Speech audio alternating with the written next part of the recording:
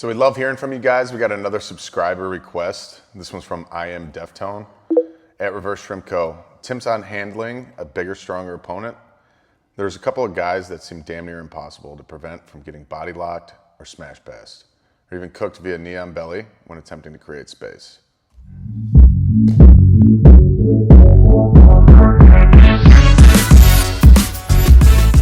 What's up, everybody? I'm Paulie, this is Dom G, and we're at the Reverse Shrimp Company. The focus of today's video is on how to deal with bigger and stronger opponents. We got a lot to cover, so let's get into it. Before we get started, we do want to talk a little bit about strategy, right? So when you're the smaller guy, typically you're faster, and you got to use that to your advantage.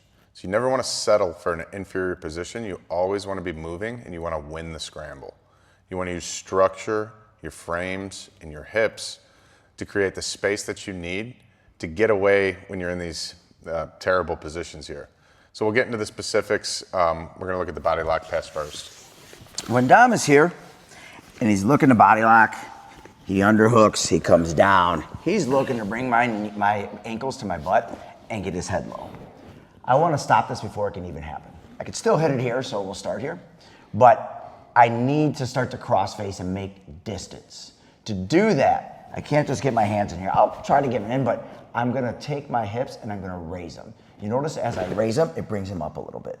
He's gonna stay tight, but I'm gonna raise him and bring my hand across for a crossface. I lift up, and that gives me the space to come across to his shoulder to start to crossface. I don't just drop my hips again. I can because he's forcing me down. Fine, if that happens, I bring him up again. But I also, as I do this, you'll see my right one will come underneath my other arm. When it does, I'm able to really have strong frames here. This one doesn't just cut it because he'll start bringing his hand across or his chin across, and he's looking it away. Forcing it off by looking away. So when my right one is underneath, now maybe he's pushing me away. It doesn't make a difference. I still frame away at the same time as I'm using my ankles. They're active. And I'm able to push them away and extend it and make space. When I'm doing this, guys, making space, whether I'm flat or I'm up, you'll see my hands, if it was just one frame pushing him away, like I said, he can counter that. You'll see as I frame him away, look at how my hands are crossed and it closes the space in between there. So as I do this and I push him away and I start to lift my elbows up, look at his chin. This is what I want. Now, at some point, as I'm shrimping away and using my butt to escape, now I can push him away. When I'm pushing him away, making him look away, I like to heist up here.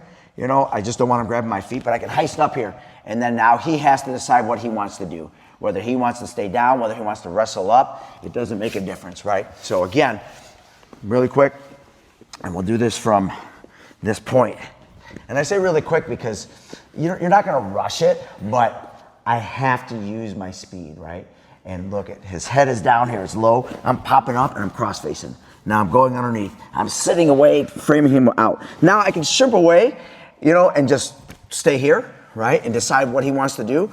Or what I like to do is lift my elbow up and right away technical stand up, right? Depending on what he wants to do. I'm not worried about him getting this ankle lock or this takedown or doing whatever he's gonna do. Now I can sit up or I could just get ready to pass, right? So.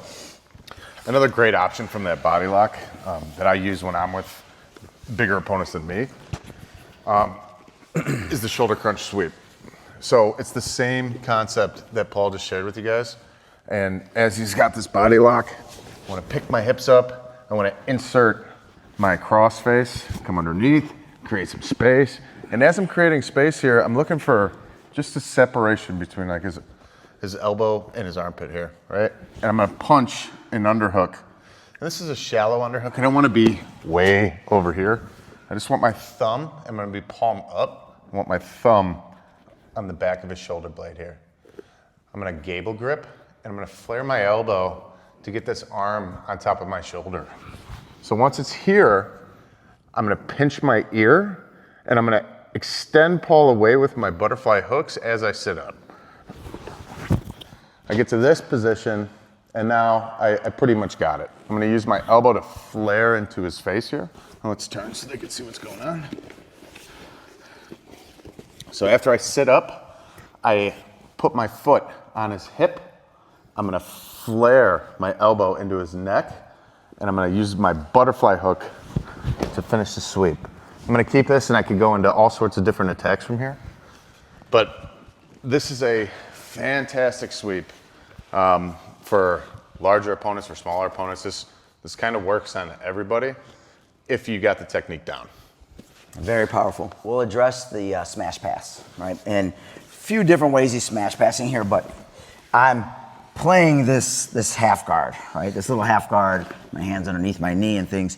Depending on what he does, yeah, as he starts to do this and smash me this way, this is a problem, right? I can't let him completely do that. Come back one more time, Dom.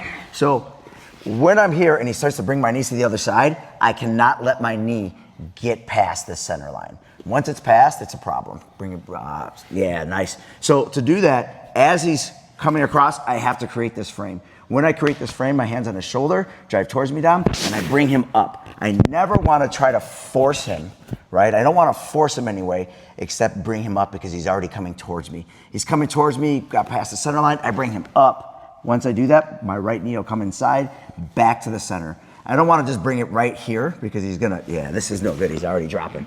We'll talk about where he goes from there if I make mistakes. But when he does that, again, he comes across here, man, he's already coming through. I need to hit this frame. This is my last effort here before I get totally smashed. He's gonna come towards me. You'll see me lift my elbow up and my elbow and my forearm. When I do this, I bring him towards me a little bit and bring my knee back.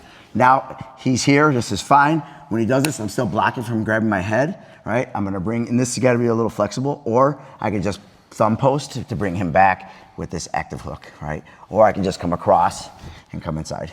You know, he'll pull his arm out, of course, no problem. I'll just off balance him, come on back, right? So when I get there, right, he comes back, and let's say now I frame away, and now he knee cuts back the other way. Man, when he does, it's super important. I don't want him to have this underhook, so my left hand drops down. When I do this, right away, my left leg will come right behind his belly. He's already hipping out or sliding out. I'm bringing him up, bringing my knee, guys, bringing my knee up and bringing him forward. All right, one more time. He came across, he's coming through. Yeah, he's knee cutting, man, right here. Now, if I want, I can also turn my hips, but I'd rather just take my knee and bring him up, right? And I can come right up here. Don't come up to your elbow. This is gonna be bad, right? Don't do that. Just, yeah, it's just, as I bring him forward, I'm staying on my shoulder. If I want to body lock up, I can, but my elbow stays tight, right? And I'm driving towards him. And now, sometimes what happens is I'm here, and on the smash pass, this is, big guys like to do this. They like to, yeah, right here, like to leg weave and drop all that weight, crush me down, and pass. Yeah, so he's coming over the head, all that. To prevent that, what I like to do, right, as he's coming down, it's important. I didn't have my elbow underneath my knee. I did everything wrong. Now I need to do it right. So what I'll do is I'll take my elbow, and right away, I can't just insert it in here. This is not enough leverage. What I do is I bring my head inside here, right? And I'm still blocking so he doesn't cross face here. Yeah, now, but my elbow is underneath my knee here, right? So when I just turn my body inside, now I'm blocking. Now, this buys me enough time. I have a lot of structure here to where I can turn him to the side. I'm just off balancing him a little bit. Now I can decide whatever I want to do here. Plenty to do, but the main thing is he starts to leg weave again, right? Boom, right here. I don't wait here. I'm like, oh man. And remember, when I'm doing this, I'm coming towards him. But at any point, I can just, as he does this, bring him back. Just hip right out into him. Hip right out, or come underneath. This is not enough. This is plenty. Right now I can stay active. And the whole time I'm doing this, you guys, my ankles and my little butterfly hooks, or baby hooks, I call them, are active to pull him towards me or push him away. And I'm constantly playing or disrupting his base and confusing him. Mm-hmm. So lastly, we're gonna look at knee on belly. This is one of my favorite escapes. So this one happens fast, and it does work like across pretty much all sizes. And you gotta remember, this is no gi specifically that we're talking about. In the gi, it's a little bit more difficult, but as Paul pops up here, what I'm gonna do is I'm never gonna just stay flat and accept this. Like I said, right at the beginning of the video, you wanna use your attributes to your advantage, your speed, You want to keep moving, and you don't want to settle for these inferior positions. So I'm going to turn to my side. As I turn to my side, I'm going to feed this top arm around my top leg, and my elbow is coming like behind his knee here. I'm hooking my top leg. Now all I'm going to do is I'm going to scoot my hips out towards the camera as I check this far leg, and I'll reverse the position and come up and start my pass. So again, this one happens very fast. So as you feel them coming up to knee on belly, you should already be turning, coming to your side and feeding this top arm under this top leg. Again, my elbow is behind his knee. I'm gonna check the far leg, scoot underneath, come up, and start to work my passes. Very nice. You'll see that I put my hands all the way out for base to show you guys I couldn't stay up there. Could not stay up there. Few that I like to do is if Dom comes in knee on belly, depends what kind of knee on belly he's doing. And again, Dom mentioned with the this is not with the gi. I know guys like to stick their hands underneath here and grab. I don't like to do that with my hands and trap my own hands. But if he comes up and he grabs my head, this is a problem because now I'm like, oh man. But keep my head down, keep it nice and tight, beautiful. When he does this, I could still hip up just a little bit, and my hand will go underneath. The web of my finger and thumb will go underneath and just check his ankle here. But when I do that, I don't have enough space. So you can still grab my head. I'll still lift up in the air. When I do that, he has to base. But notice my hand came down with lots of room for me to just check his ankle here. When I drop my hips, you'll see me turn mine, and I'm easily able to fold his leg inside. It's important for me to bring my knee inside, back to that center line, like I said. Now when I get here, I don't just stay, I just pop him back a little bit, and now I'm blocking again, and I'm inside with my elbow, right? So watch how I do this, right? Right away, I just lift in the air, brought him towards me, my elbow comes down. I don't want all the way out here, I don't want to push.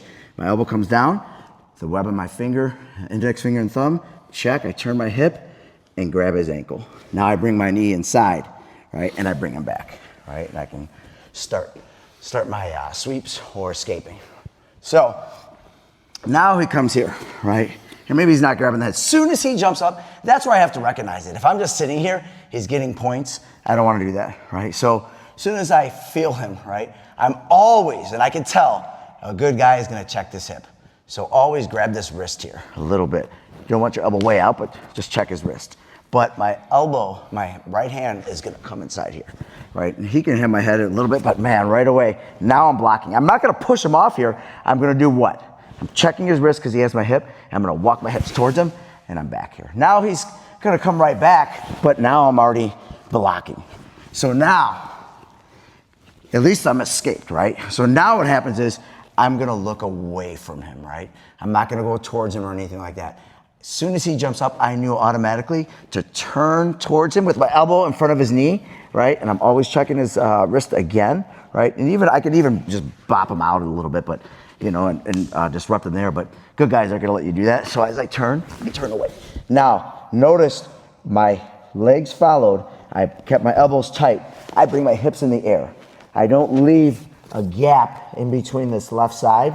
This is a problem.